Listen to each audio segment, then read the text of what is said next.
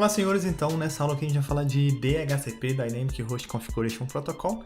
Antes de começar a aula, como é de praxe, entre lá no meu site gustavocalau.com.br no dia 6 de novembro aí do próximo mês, 2017, durante a segunda semana de novembro, 6, 7, 8, 9 e 10, de segunda a sexta, vão estar abertas as inscrições para o treinamento Risco Zero, turma 6, aquele treinamento Ensino D1, Ensino D2, CCNA.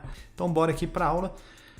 Vamos supor que você tem um PC, uma máquina, um host que precisa de configuração de IP. Você tem só uma máquina, você como um administrador de rede, você como um cara de TI, você vai lá nessa máquina, você configura lá o IP, por exemplo, de forma estática. Você vai lá e configura nas propriedades da placa de rede o IP, por exemplo, 10.0.0.2.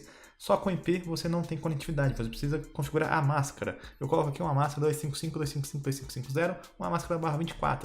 Você também precisa configurar pelo menos um DNS primário, 192.168.110, por exemplo, aqui.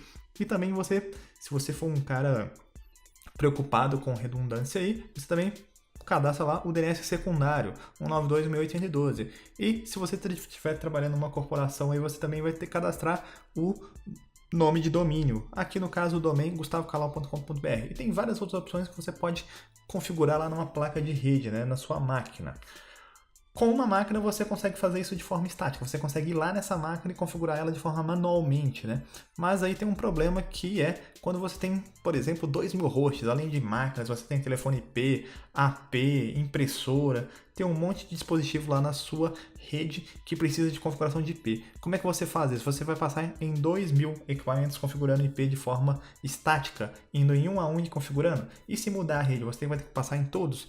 Para resolver esse tipo de problema, existe um protocolo que é o DHCP, o Dynamic Host Configuration Protocol, que vai configurar essas informações que eu passei aqui em cima, além de outras, de forma dinâmica. Então a sua máquina não precisa ser configurada estaticamente, você não precisa passar na máquina para fazer a configuração de forma manual. Então vamos entender aqui como é que ele faz isso. A gente tem aqui essa maquininha aqui e esse servidor DHCP, o servidor aí que está com a setinha verde, a maquininha aí que está com a setinha amarela. Repare que a máquina não tem IP e o servidor do DHCP também não importa aqui pra gente. E os dois estão na mesma rede. Eles estão conectados aí através de um switch, então eles estão na mesma rede. A sua máquina, quando você ligar ela, ou quando você plugar o cabo de rede lá, ela tiver com configuração de solicitar o IP de forma dinâmica, aprender o IP de forma dinâmica ou configurar o IP de forma dinâmica, ela vai mandar um broadcast, um DHCP Discover. A primeira mensagem do DHCP é o DHCP Discover. Repare que o IP de origem não existe, é 000, porque essa máquina não tem IP, e o IP de destino é um broadcast, 255.255.255.255. Na camada 2, a gente tem aqui o MAC que está originando, que é o MAC aqui dessa placa de rede, e o MAC de destino é tudo F, que é o MAC de broadcast, Então a primeira coisa que a gente tem que entender é que o DHCP Discover funciona através de broadcast. Então aqui, tá? Até selecionei aqui, Coloquei um retângulo aqui vermelhinho, Destination Broadcast. A porta de origem é a porta 68 e a porta de destino a porta 67. Então, o DHCP utiliza nos clientes a porta 68, UDP, e destino a porta 67, UDP, que é a porta do servidor que vai estar lá escutando lá. E aqui as informações são solicitadas aqui dentro do pacote lá do boot IP, DHCP. Repare que ele ainda não tem IP de cliente, não tem IP de relay, só tem aqui o MAC do cliente que está pedindo a solicitação. Chegando essa mensagem, o Discovery, quando chega no servidor, o servidor vai mandar uma oferta, Então, olha aí, o IP de origem 10.0.0.1 e o IP de destino é o 10.0.0.2, que é o IP que ele está ofertando para a máquina, Que provavelmente é o IP que essa máquina vai pegar, vai ser o 10.0.0.2.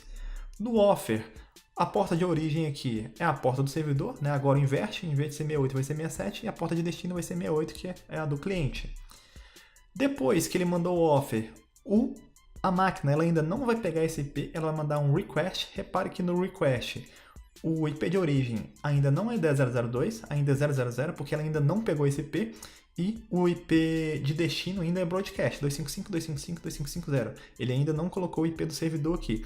Só que na camada 2, aqui embaixo, o MAC de origem é o MAC da máquina e o MAC de destino já é o MAC do próprio servidor aqui, já que eles estão na mesma rede. Então, na camada 3 é um broadcast, mas na verdade na camada 2 ele está mandando um unicast, Ele já consegue alcançar o servidor. Então a gente tem um discover, que foi mandado pela máquina, a gente tem o offer, que foi mandado pelo servidor, a gente tem o request, que foi mandado pela máquina de novo, só para confirmar. Aqui a gente tem agora o DHCP ACK, que é o servidor mandando para a máquina, confirmando que ela pode ficar com aquele IP mesmo. Então a gente tem 4 mensagens básicas quando tudo funciona aqui no DHCP. Discover, Offer, Request e Acker.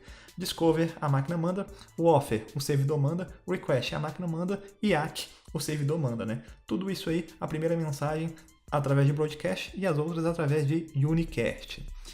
Só que aquele servidor está na mesma rede que aquela máquina está. Só que imagina, se eu tenho um serviço que trabalha através de broadcast igual o DHCP, eu tenho que ter sempre o servidor na mesma rede que as máquinas estão. E se eu tiver 100 redes, eu vou ter que ter 100 servidores DHCP? Na teoria, sim. Por quê? Porque o protocolo funciona através de broadcast. Só que na prática eu não tenho isso. Eu tenho normalmente um lugar que é o data center. A gente tem aqui o IP do roteador aqui, o default gateway da maquininha Teletubby, que é o 10.0.1. E a gente tem aqui a rede aqui do data center, 192.168.50.1 é o default gateway do data center. E o IP do servidor DHCP, 192.168.50.2. Repare que a gente agora tem um roteador no meio do caminho, né? Por quê? Porque a gente tem redes separadas.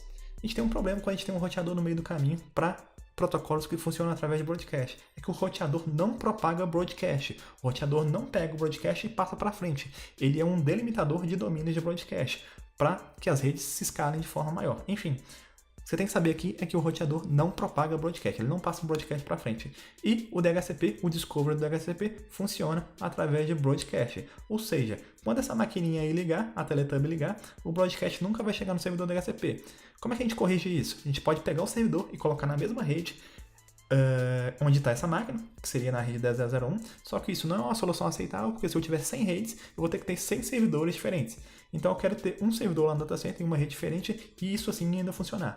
Para isso a gente configura um negócio chamado Relay, DHCP Relay. Eu venho aqui na interface, por exemplo, G0/0, que é a interface onde está configurado o IP 10.0.1, e coloco o comando em roteador Cisco, IP helper address, e coloco o IP do servidor DHCP, 192.168.50.2. Eu sempre faço isso nas interfaces de locais, né? Onde estão o gateway da rede local. A partir de agora, quando chegar um discovery, que é um broadcast, pedindo um servidor DHCP, esse comando IP helper address vai transformar essa solicitação, esse discovery, em unicast. Se eu pegar aqui agora, abrir aqui no Wireshark, pegar aqui a solicitação, quem fez foi o 10.0.1, que é o IP do default gateway da rede 10.0.0, com destino ao servidor DHCP que eu configurei ali no helper address, 92.168.50.2.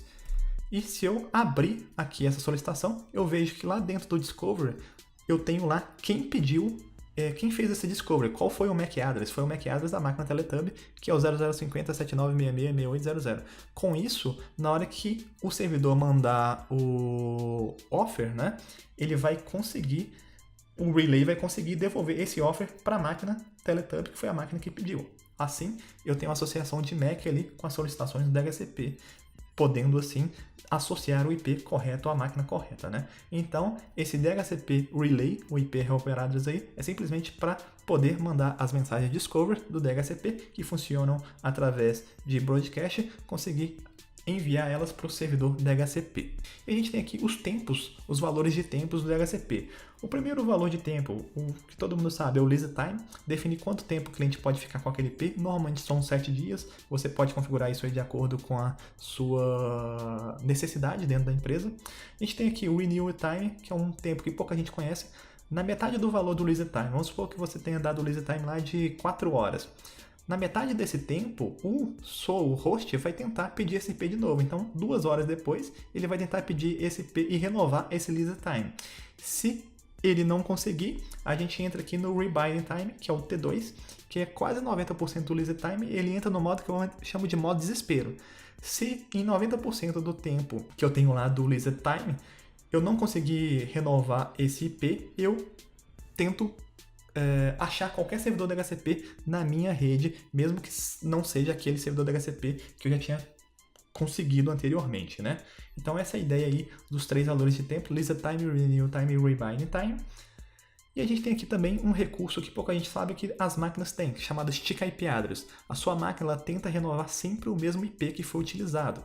Então, teoricamente, é dinâmico, mas não tão dinâmico assim, porque ela sempre tenta pegar o mesmo IP. Esse recurso é do sistema operacional e chama Stick IP Address.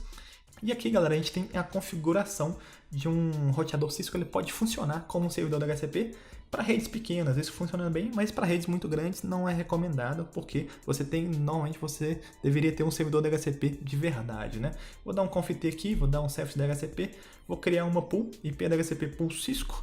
Dentro dessa pool eu vou colocar a rede que ele vai distribuir IP 10.0.0.0 com máscara /24, o IP do default gateway vai ser 10.0.0.1, o lease time eu coloquei aqui de 9 dias, você pode configurar do jeito que você quiser, e vou dar um exit aqui e vou colocar um range de exclusão, quer dizer o quê? O IP 10.0.0.1 até o 10.0.0.20 nenhuma máquina vai pegar, porque eu vou deixar esses caras para colocar IP fixo em alguma coisa, numa impressora, num servidor, então nenhuma máquina vai pegar o IP de 1 até 20, vai pegar a partir do 21 até o 254, porque o 255 é broadcast. Então vai ser só um exemplo aí, galera, de configuração de DHCP. Você tem DHCP em servidores Microsoft e Linux, que são bem fáceis de configurar também, e é um serviço que funciona em toda a empresa e que se parar dá problema, né?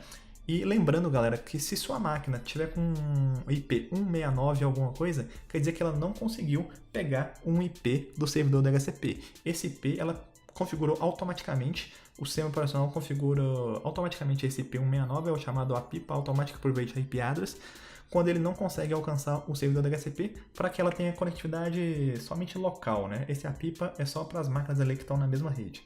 A ideia é que a rede não parasse quando faltasse conectividade com o servidor DHCP. Só que isso hoje em dia não funciona tão bem, por quê? Porque a maioria do seu tráfego não é mais na rede local. Ele vai, por exemplo, para a internet. 90% do seu tráfego precisa alcançar redes externas, né? E sem um IP, você não consegue fazer isso, porque esse APIPA não é roteado, né? Ele nunca sai da sua rede local. E se você gostou desse vídeo, assine o canal, compartilhe, chame um amiguinho, compartilhe e curta. Até mais, galera!